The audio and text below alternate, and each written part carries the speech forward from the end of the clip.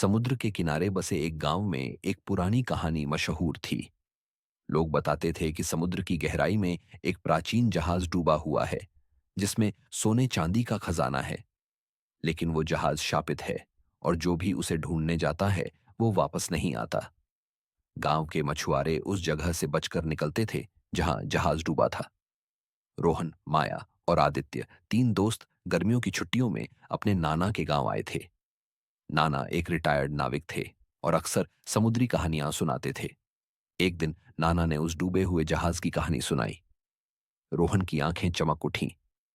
उसने माया और आदित्य से कहा, चलो हम उस खजाने को ढूंढते हैं। यह हमारा सबसे बड़ा एडवेंचर होगा। माया ने कहा, रोहन, यह खतरनाक हो सकता है। समुद्र कोई मजाक नहीं है। लेकिन आदित्य ने उत्साहित होकर कहा, मैं तैयार हूं। अगर हम सावधान रहें तो कुछ नहीं होगा। तीनों ने नाना की पुरानी नाव तैयार की और एक नक्शा लिया जो नाना के पास था।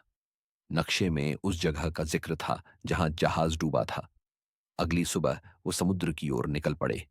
समुद्र शांत था, लेकिन जैसे ही वो नक्शे वाली जगह के पास पहुंचे, लहरें तेज हो गईं।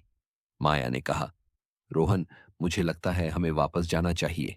लेकिन रोहन ने कहा, बस थोड़ा और, हम लगभग वहां हैं। अचानक उनकी नाव एक अजीब से भंवर में फंस गई।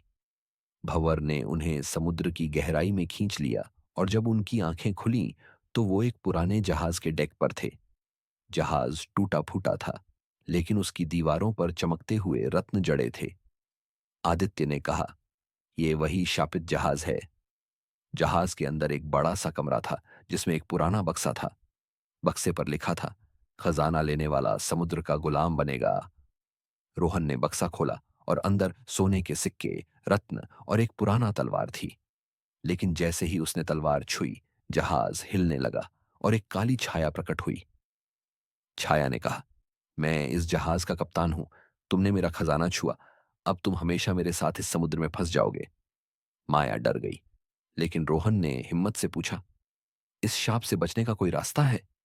छाया ने कहा, अगर तुम खजाना समुद्र को वापस कर दो और मेरे लिए प्रार्थना करो तो शाप टूट सकता है। तीनों ने बक्सा उठाया और उसे समुद्र में डालने की कोशिश की, लेकिन लहरें तेज थीं और जहाज डूबने लगा। आदित्य ने तलवार उठाई और छाया से कहा, हम तुम्हें मुक्त करेंगे। उन्होंने बक्सा समुद्र में फेंक दिया और माया ने अपने गले का ताबीज निकालकर प्रार्थना शुरू की। तभी एक तेज रोशनी हुई और छाया गायब हो गई। भंवर रुक गया और उनकी नाव फिर से सतह पर आ गई। तीनों गांव वापस आए और नाना को सारी बात बताई। नाना ने कहा, तुमने एक बड़ा शाप तोड़ा है।